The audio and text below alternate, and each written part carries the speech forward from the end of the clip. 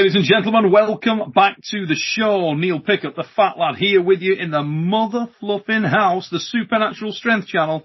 And this is part 2 with my old mate Niklas Nannestad. This is a guy that I've travelled the world with on the Arm War Super Series. Got to be one of my favourite arm wrestlers of all time, this fella. Talk about see a man go through it in matches. My God, I watched this guy. I watched the blood drain out of him. Yeah, many times.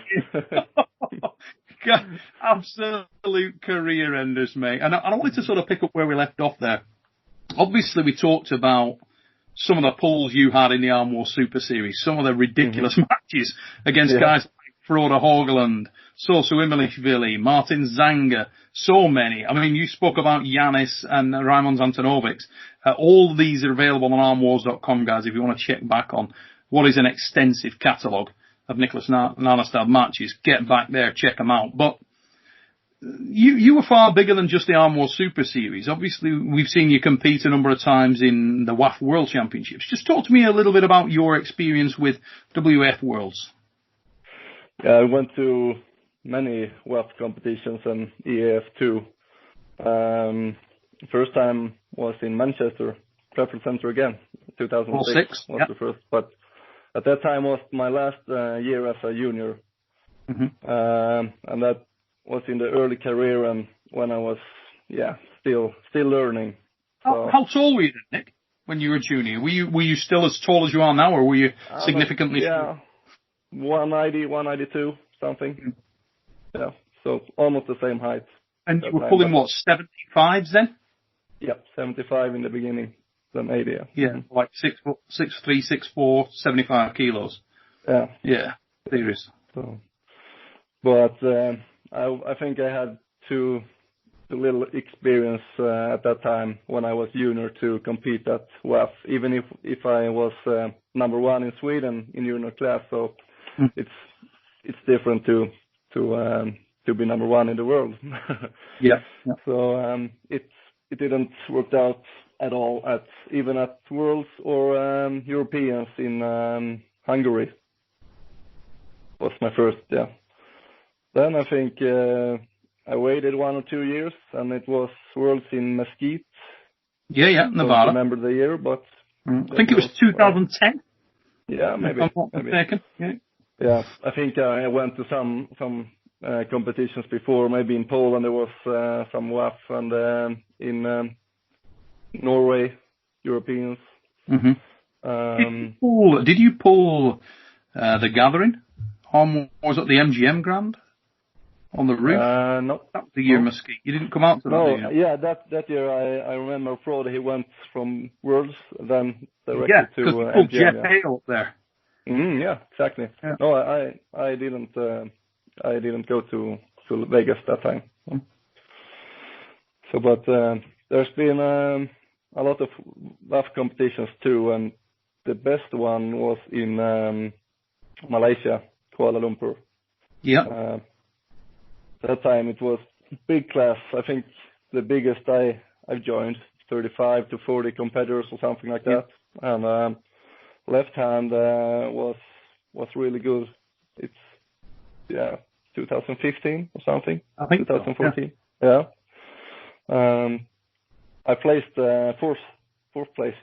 So one match from the bronze medal, but I met a Russian guy in the semifinal, and he was too fast, too strong, and too good at that time. So, but I was pretty happy with the fourth place because big class, and I beat some really good names, Jabba Getjasvili, and some other really good guys. So, Jabba's a great bowler, particularly left-handed.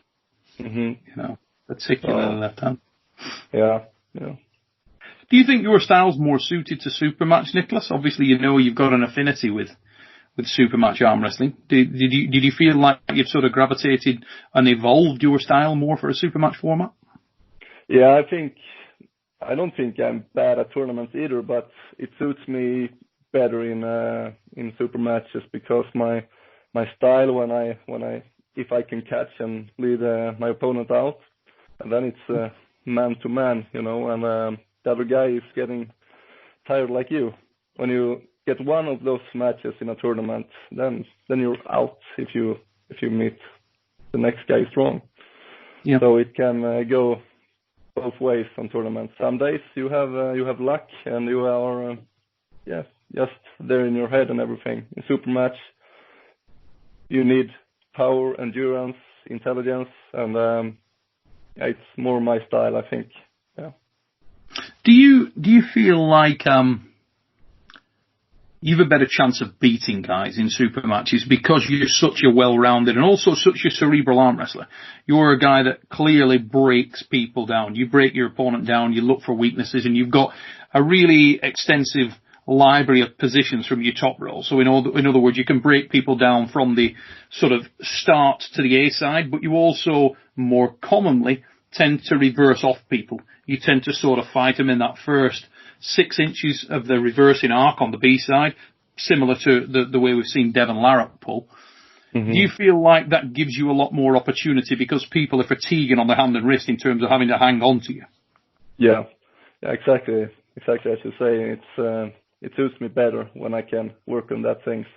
In tournaments, it's almost European countries. They train very hard for tournaments, and they have one move that is really quick, really explosive, and great strength and everything. And I have more to do with different techniques and the endurance thing and that. And that's why it suits me better to do super match, even if before I was pretty explosive, especially left-handed.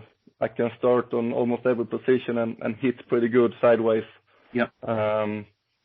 So my left arm is more well-rounded, both tournament and super match. My right arm has always been better for super matches. My more ambush style in my right arm. Yeah, and yet.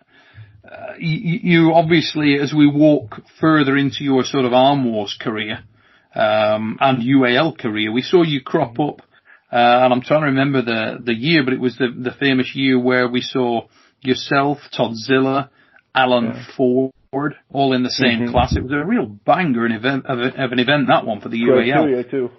2 year, was it? Yeah. Mm-hmm. So that was a hell of a show. Let's walk us through that one, mate. How'd that go down for you? Yeah, that was, I think it was a great win for me too at that time because I did very well against, I think I beat 2 year that time, but I think he fouled out or something. And I had really good matches against Todd Zilla, both left and right. At that moment, he was a little bit smaller than he is now. He was maybe around my weight, 85, 90 kilo or something. And he's stronger right hand now, I know that, but we had really, really good matches in both hands. And he win both left and right, but he had some struggle with me. So it was fun. Yeah, without a doubt. And you know, I've spoken to Todd about you a number of times, and people will have seen Todd's reaction to your famous victory over him in the World Arm Wrestling League Finals, 2015, I want to say. 16. Was it 16? 16, where you got the hammer. Now, that was a ridiculous weekend for yourself. I mean, in both right and left arm. Yeah, it was eggs. Best match, I think. But in terms of sort of like a roller coaster of emotion, let's just go through the history of how you arrived in Vegas. What was the sort of qualification process for you like? What were the stages that you went through to get to that? Because a lot of people in the US may not know, and around the world may not know that wasn't the first event out there. You'd gone through. No, it was a long journey with both new rules, new tables. We didn't have them in Sweden at that time. And first one qualification in Sweden, Stockholm, and that was not easy. There's a lot of good guys in Sweden now, like Glenn Bengtsson and a lot of other guys. And that one I won, and we were going to Manchester, the second qualification. And it's not like the 5 best guys can go to Vegas. Only 2 guys, and in a class with maybe 15 experienced arm wrestlers. And you're talking about some mega pullers in there. Yeah, I mean, they're really good opponents. So you had a Swedish qualifier where you faced the best in Sweden. Then you had the European Super Qualifier, where the winners from all the countries, from France, from Germany, from the Nordic countries outside of yourself, like Norway. We also had in there the UK guys. So there was a lot of countries showed up at that qualifier, the European Super Qualifier. Yeah. Then from there out to Vegas. So while they'd done regional qualifiers over in the US, usually 1 or 2 apiece, you'd actually done, it was your 3rd event when you went out there. Yeah. So yeah, it was. I think in Manchester, I won my left hand, against Frode, I think, and right hand I lost to Frode, and Glenn was qualified too, both left and hand. I think it was the 3 best guys maybe. Yeah, and then we went to Vegas, and me and my girlfriend at that time, Jessica, had planned to get married in Vegas, and so we planned to stay away for around 2.5 weeks to start with this big competition, finals in Vegas, and that was all my focus, of course, at that time. It was pretty difficult to both getting married and pull the greatest competition of all times, maybe, on the same journey. But one thing at a time, and we went to the finals, and it was like Arm Wars. The stage was mega, and camera people everywhere, and interviews, and felt very professional with the ESPN guys, and everything was very professional from where we used to pull. And when you pull up, these guys was very qualified. Everybody had to qualify, both in US and Europeans. So I thought before, if I can place top 5, I will be mega happy. Of course, you always do your best and hope for the win, but that was, to be realistic, I didn't think actually that I was going to win. I think it's higher quality than Worlds. Maybe the top end 3 guys are really, really great at W.A.L, but if you take the whole class, it's much higher level here than at Worlds, because you know why, everybody has qualified. And we started out, and it was right arm first day, and then everything was new with the rules. It wasn't like we thought it would be, bigger pads, and everything was different. So the first day went pretty good. I can't remember what place I got. Not so good in right arm, but I think your only loss was your only loss with Toddzilla. Did Toddzilla take you out of that thing? Toddzilla was 1 loss, or maybe both was against him. Yeah, I was going to say, was it not both? Yeah, maybe it was. I think Rob Bickens Jr. took Todd out and put him in the losers, didn't he? Yeah, maybe, yeah. It was really great day, that too, and I was pretty satisfied. I would have placed a little bit better right arm, because one match I dropped from the peg pin, and I get fouled out, and my fault, but I thought I had that match. I can't remember my opponent, but I know that if I was going to win anything, it will be on the left arm, because at that time it still is, but it was really strong at that time. Me and Glenn had worked out really good together the past 5-6 months only for this, and pulled almost each other for hours, and with these rules, what we know of it. And first match in left arm was against his name is Addis. Last name I can't remember, but when I saw that guy, was huge, mega big, and that went quick and easy. And then I just ran through the field, it felt like, and then I met Toddzilla when it was closing in to the end, and I lost to him first time. And that was a war, wasn't it, I think?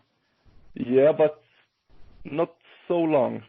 It was, I stopped him and blah, blah. And did he sucked you into a hook, didn't he? Yeah. I remember. And then he beat me that time. And then I had to go from the B side and work my way through the other guys. And I beat some really good guys on the way to the semifinals. And then, well, in the semifinals, it's best of 3 matches. And it was against Godzilla. And my only goal was that do as best as I can to make a mark on him. Maybe I can't win, but I will do everything I can. And I think it is my top 3 best matches in my career. Maybe the first one, the best. Yeah, I did win the first match. He was on, I think it was on running foul. Do you remember it? Yes, yeah. I do. And I think there was a lot of. I seem to. Nicholas, just move this way a little touch, mate. There you go.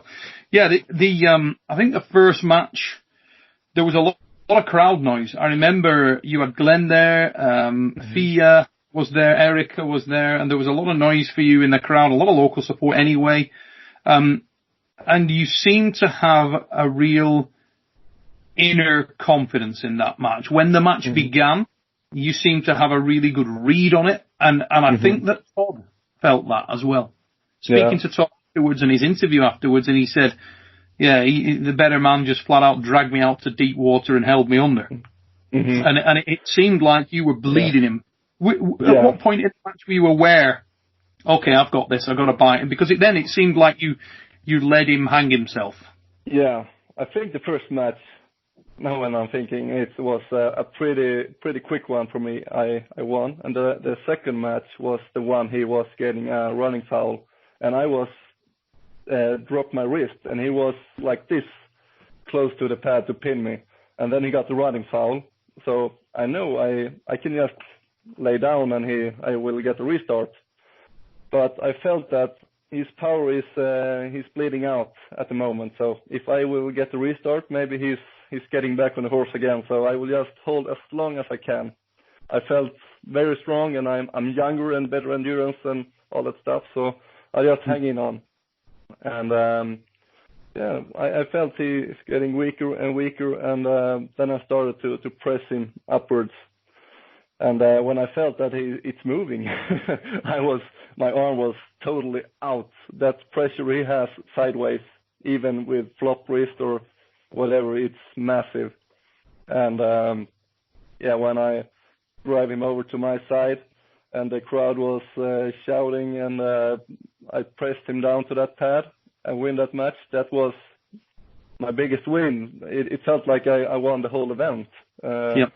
I know at that time I will play second on this tournament, because there's no way that I can pull one more match. Well, no way. So I felt maybe Solaris or Glenn will win, but I will not. I thought, because it was out. Totally devastated. Left arm. And that's an interesting point you make there, mate, because your old mate Froda had done you a couple of favours. I want to say I thought Froda was dreadfully unlucky there as well, that he got a foul when he was winning the match, and it was a restart, and then he ended up losing that and it was just brutally unlucky. It's funny, those twists of fate. But then you've got your other guy, your sort of other insider, Glenn the Project Bengtsson. Talk to me about Glenn Bengtsson. For the people who don't know your affinity and affiliation with Glenn, just give everybody a bit of an idea on who this young man is and what your sort of involvement with Glenn is. Yeah, he's one of my best friends, and he's married to Erica. And as I told you before in the first part, Erica's dad is one of the guys who dragged me into arm wrestling. So, I mean, I'm just going to jump in at that point to say that he is indeed married to Erica. And if you wanted to know what an outstanding human being this is, he still has the power of sight. I would in that situation, but he does. Both his legs work. But anyway, Glenn Bengtsson, what a guy. I mean, let's not underestimate how good he is as well, because Glenn's a bad mother fluffer. Yeah, I think he's better than everyone knows him. He's always have a little bit of unluck on competition. There is something, I think he has some ghosts in his head or something, because he's brutally strong at the moment. He's mega. And 2016 he was mega strong, and but sometimes at competition something happens and he gets bad confidence, and it doesn't work out every time. So, but Glenn's only quite. How old is Glenn now? He's 28. I mean, he's only young yet. You know, he can still. He's got all the weapons. He's got all the tools. He's got huge hand, long forearm, great arm wrestler. Really well-rounded, explosive as hell. He is. You know, he's got everything's there for him. It's just like you say. It's almost like just that little bit of luck he needs one day to land something big. And I think I think the saloon doors will come off. I think he'll start to win a lot of things. You know, I'm absolutely sure of it. Because at the moment he is strong for his weight. He's almost the same weight as me. We're around 85 to 88 kilos, both me and Glenn. At the moment, he's mega strong. I had to. Do you think that he might relax him now because he's got the young family now? Yeah. And you know, obviously, before maybe now at the moment he's training. Yeah, it can create pressure though, can't it? When you're that, obviously your girl's an arm wrestler, so there was a lot of, I don't want to say too much pressure, but there's a lot of sort of focus on him, a lot of pressure for him to succeed, and everybody was talking about Glenn as the next big thing. You know, he was the guy that was coming up running right alongside yourself. It's a lot of pressure to live up to for effectively what was at the time a young man. I mean, here we are now, we're 2020. You take a few years off, we're talking about a guy who's sort of 25 years old, 24 years old at this time. He may have just been feeling it mentally, you know, it might have been messing him up. And one day he will just win everything, I think, when he's just had it in his mind, and the arms and the power and that thing he's already got when he gets this thing in his head straight and right. So then he will. Glenn Bankton, he really is. I mean, he's in fantastic condition, got everything there for him.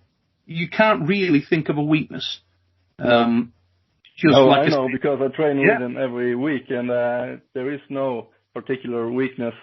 The weakness is just you have to get in his head and stop him. And if you stop Glenn, then you have not maybe won the match, but it's a good start. If Glenn, if it stops, then I have better weapons than he has. But in the beginning, from ready go, he's brutally explosive, and he has it all. Aggressive kid as well, isn't he? He's got a lot of fire, so he's a guy I'd love to see do well. I think he deserves to do well. He's worked very hard, and I'm convinced that it's going to come. Like you say, I'm sure that we'll be in a situation where Glenn will just kick the doors off at some point and start to win big time. You know. Yeah. So after that match with Godzilla, and I was in the finals in W.A.L. Well, a lot of people will probably think that was the final. Like you say, they're in their mind, they'll think, because it was such a memorable. It was the final. I was after that match, in my head, I was done. That was it. I've got the win. And so then you got Glenn and Mike Celiaris on the other side. Mike Celiaris. Walk me through that. Just to refresh people's memory. How did it go with Glenn and Mike? The first match, I think Glenn just smashed him down to the pad. Boom. And I I had Glenn in the finals, and he will beat me. I think, sorry for myself, because of the match with Todd Hutchins. It was my match of the career, and now I will lose to my teammate because he has more power left. But second match, Celiaris stopped him, and he's a really intelligent puller too, Mike Celiaris, and he worked on his hand, and I can't remember exactly how it did go, but he got in Glenn's head, I think. That's why he won. Glenn had more power in the beginning, but when you can't pull dead wrist, and Glenn can't pull dead wrist, and he tried to do that, and against a guy like Mike Celiaris, it's not working if you don't know how to do it. No, Mike Celiaris is a master of the hand. He's really. Yeah, he is. And that's the win. It was a match of the hand control, and and he had hand control, so he beat Glenn that time.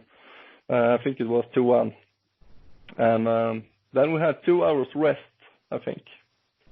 So yeah, after that 1 must hour, have been a nervous 2 hours, it mate. was like stone. My forearm was, I couldn't move my fingers, and but after 1 hour, and then the closer it gets, and I had to do whatever I can, of course, and even if I didn't believe in myself. So, Did you sort of do anything on your arm in between that time? Did you I get any tried therapy? to massage it and jump around to get off the blood from it, but it was tired, but no pain at all, no pain.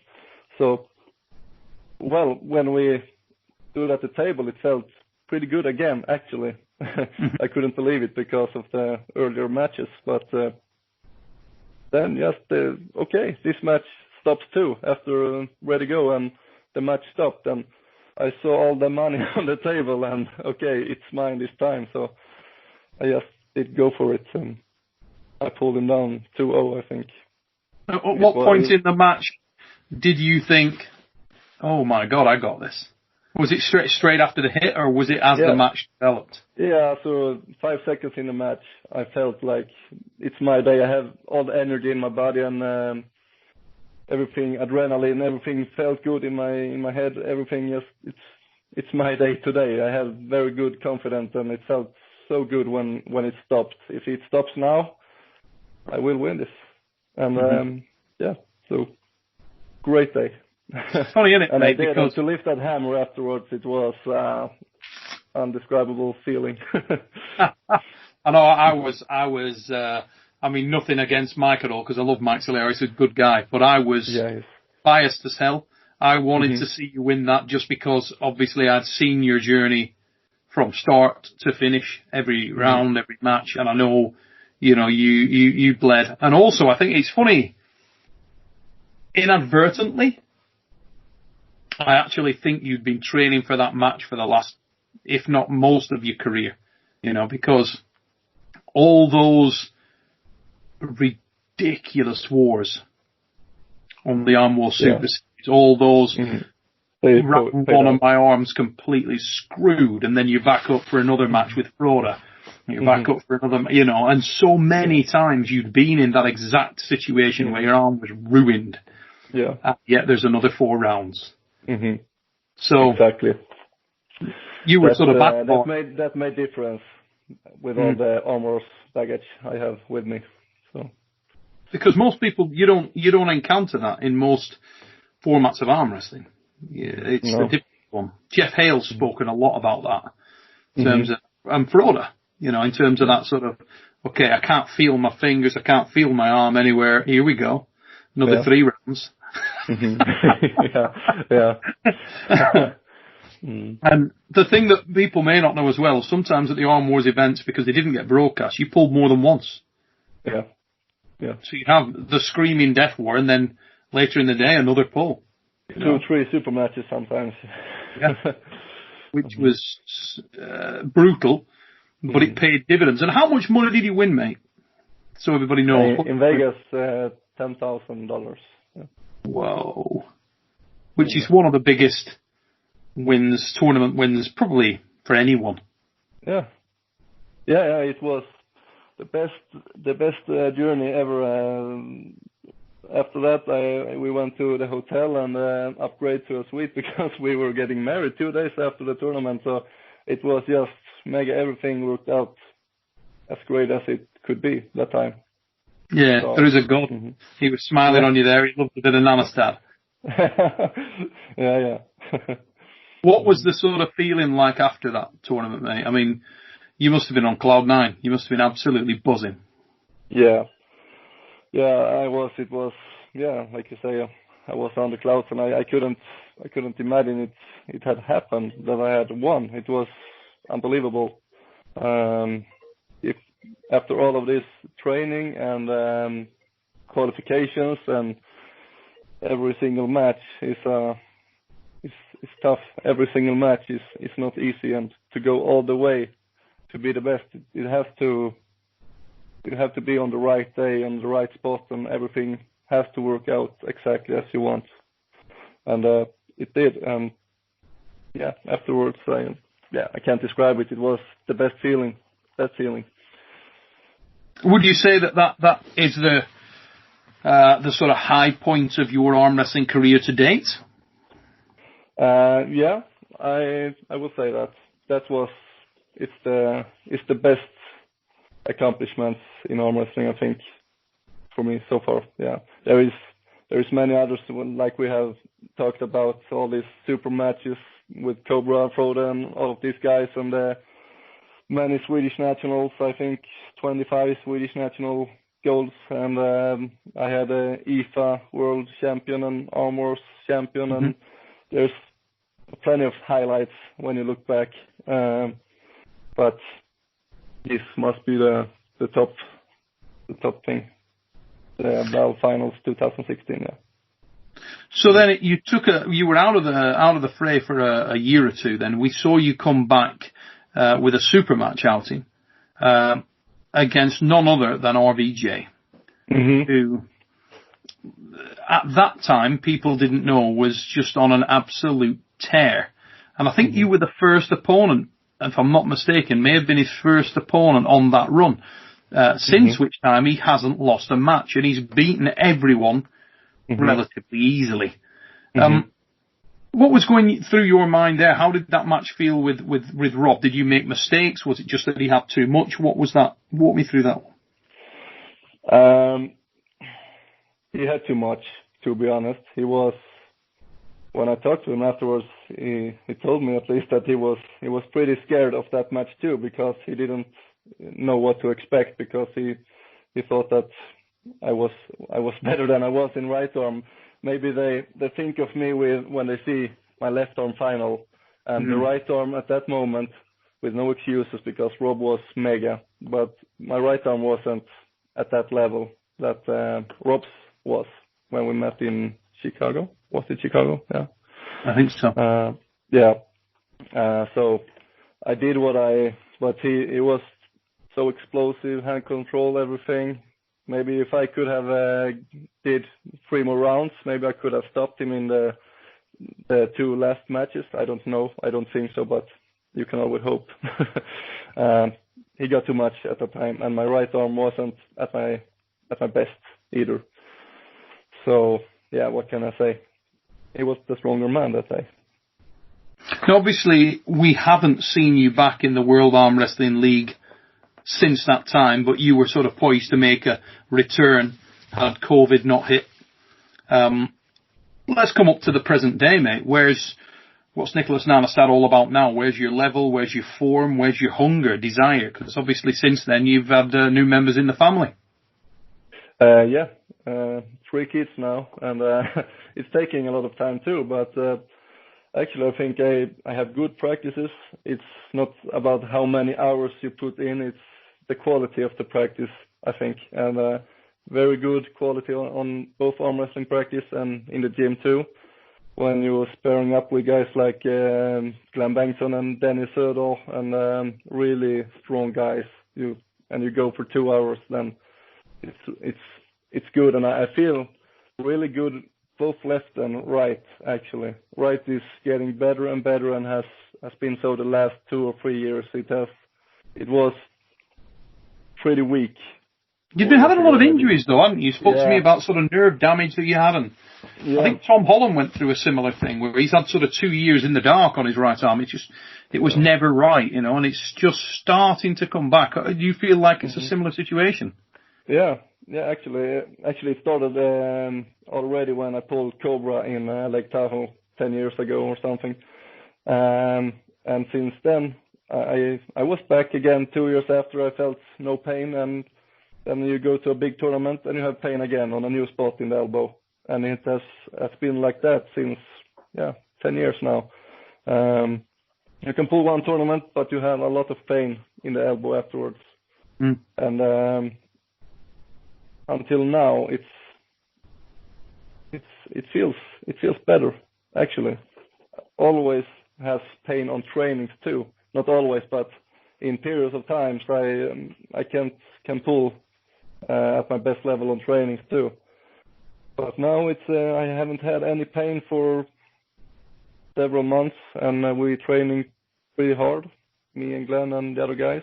Mm-hmm. And it's feeling good, and my left arm is no pain at all, and I'm feeling strong, especially left hand. The right is coming, but it's not on the left arm's level yet, but I hope I will get back all the way with my right arm too. So left arm is where it used to be. And in terms of your immediate aspiration, mate, I'm assuming that you are looking to just get back into the mix with World Armwrestling League as soon as possible. Of course, that's a big honor to get invited to such tournaments like W.A.L. and what did I say? W? yeah, that's right. It's a great honor to be involved in that. And even if I'm not that kind of guy who posts everything on Facebook and Instagram and stuff like that, I do what I can. But even if I don't, I love Arm Wrestling League, and huge honor to be a part of it. And as soon as possible, I want to get back, of course, and get a revenge for my earlier losses. And I'm pretty excited to get some left-hand matches too, if it's possible. Yeah, that's what I want. Now, have you been keeping sort of up to speed with the World Arm Wrestling League? Have you been watching a lot of the cards, watching the people compete? And if so, who are the guys that are on your radar now? Who are you finding most impressive, and who are you most interested in, Niklas? The most impressive guy at the moment, when there's no such a tournaments, when you just see training videos, and you feel, when you see a training video, you feel if the guy is motivated. And number one on that list now is, I think it's Tom Holland. I've seen him done a lot of training. I have never seen him so big and so motivated, focused, and strong like he is at the moment. So I think he has a great year in front of him, and he is one of the guys who will be very nice to compete against, even if a tough task to win. But he's really he looks really strong at the moment. Now, obviously, there's new faces coming to the World Arm Wrestling League. One of the guys there who's highly touted, who's on the fringe of getting in there, will be someone like Jordan Davis. His teammate Ryan Bowen is in there. Mm-hmm. Do you sort of buy into the Ryan Bowen hype train? Are you impressed by Ryan? What are your opinions there? Yeah, in the beginning, for a few years ago, I didn't was so impressed of Ryan, of his strength, but he is very passionate in arm wrestling, and if you are and interesting and put your heart in it, then you're getting better, and he is. For every month, every year, he's getting better and better, and if he keeps doing that, he will be one of the top players, I'm sure of it, and he's on a good way. So you can't look at Ryan Bowen's movies from 2 years ago and compare it where he is now, because I think he's much more powerful at the moment than he was 2 years ago. So he is also one of the guys that will be very interesting to pull and see where he's at the moment. And he has interesting technique, similar to myself. And I think it can be a interesting, good match, both left and right. As I said before, my left arm, I feel I can go a super match against anybody and do my best and feel confident about it. Right arm, like I told you, it's getting better and better, but at this time there is a limit right now. But I hope in a few months it's just going the right direction and it comes back to the normal strength. So I'm going to throw a few names at you, Niklas, and you tell me what you know about these guys, feel about these guys. Brandon Lemon Mulderhill, BLM. To be honest, I don't know so much about him. What I've seen, he's really, really good and strong and passionate guy too, and upcomer who's getting better and better. That's the worst guy to compete against, because you don't know their level when you compete with them. The guys have been in the game for 10, 20 years. You know where they are and what they do. But with Brandon, I really don't know exactly what his weapons are and where his strength is, and but what I've seen, it's impressive. So, Are you familiar with these two names, Dallas Langston and Kevin Robertson? I know them by their names, but I don't see so much pulling from them. Mm-hmm. I don't know if they have been on the biggest stage yet, but so I have just seen some smaller competitions or training videos, and so I can't say that I know so much about them, to be honest. Okay, interesting. Another guy that I have to ask you about, because, you know, he's one of those guys that if you were to come back in, you've had a similar sort of experience in there in terms of your last loss.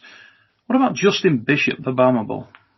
Mm-hmm. Me and Glenn talk a lot about Justin, and he's an interesting guy, and a lot of respect for Justin. He's really self-confident guy, strong as, and yeah, I would like to pull with him someday. I've never felt his hand before. It was at the same competitions way back, W.A.L competitions and stuff, but I have never pulled him, I think. So that one I would love to pull him, especially left hand. I think he's really good left hand too, right? Mm-hmm. Without doubt, mate. Without doubt. Yeah. Okay, yeah. A couple of others for you. What about Joel Hudick and Quinlan Mendez? Two guys who were cut from a similar cloth, both warriors. They are both warriors. I compare them a little bit with Froda. Lots of power and intensity, and especially both of them really strong. I know I haven't pulled, maybe I pulled Joel left, but Glenn had pulled Joel right arm on the tournament, and he said he was really strong, really. So if I will win over these guys, I had to do something smart and use my technique and leverage, I think, because raw power, they are great.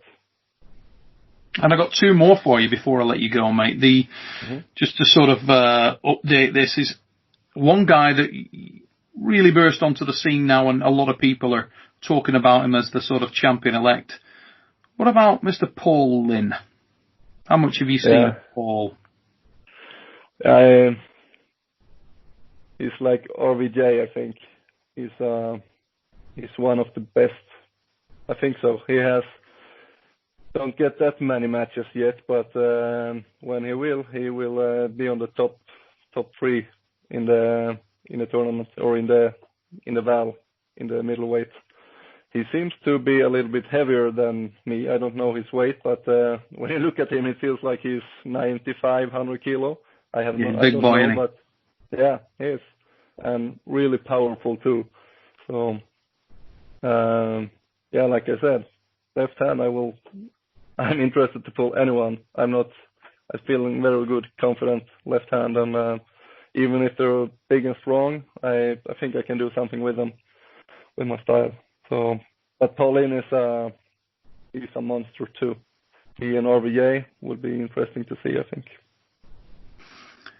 And I'm going to leave you with one more name, and it's a guy that you got history with, obviously, as you've already told us about. What about Michael Celiaris? The last time was not my best day when I pulled him. I don't know what happened. I wasn't ready, I think. I don't know. He was ready. In his mind was just it was focused and concentrated and everything. He wanted that win more than me, and he did win fair and square. He was the better guy. These guys are very fun to pull against because they're intelligent too, and there is no quick pin. It's often long matches, and you have to be smart to beat these guys. Next match, same like Cobra, you have to do another thing maybe because they change technique. Yeah. And he has a great hand control, big hands, and he has a good technique for these W.A.L rules that the Swedish and Scandinavian guys don't have the same experience from. So he has an advantage there. He's a nice guy though. I love to pull him again. And Niklas, before I let you go, mate, if you had sort of a message for the powers that be at the World Arm Wrestling League and for the other athletes in the World Arm Wrestling League, sort of update them on yourself, what would it be? What would you like to tell these guys? What would you like to say to them? Is there any message that you'd like to give them? Yeah, I will be back. Last tournament I was, there was I.F.A. Worlds, and that time I won. That's my last tournament. Felt pretty good in my left arm. And I'm training, good trainings. I will be back as soon as possible after this COVID-19 is over. Very hungry for competition. Training is fun, but competition is the things you want to do. So as soon as possible, we will get out on the stage again, and hopefully I have the still strength in my arm as I have in my head. So. Niklas, I want to say thanks so much, mate, for taking the time out to join us this evening on the show. And it was great to catch up with you, mate, and to find out what's going down in your world. It's been too long since we've seen you on the arm wrestling table, and Niklas, and hopefully we get a chance to catch up with you again soon. I want to say on behalf of everybody that watches the show and myself, all the best to you and your ever-growing family, mate. All the very best to you, and I hope you're all good. For all you guys watching out there, if this is your first time at the Supernatural Strength channel, I hope you enjoy the show. And please like, share, subscribe, let everybody know about it. We're going to be back here in a couple of days' time with our next guest. I'll put the link to the first show with Niklas down in the description, so you can check that out too. Make sure you go back and find out some more about this guy. Niklas, thanks again, mate. Much appreciated. Thank you. Ladies and gents, take care of yourselves out there, and until next time, take it easy, peeps.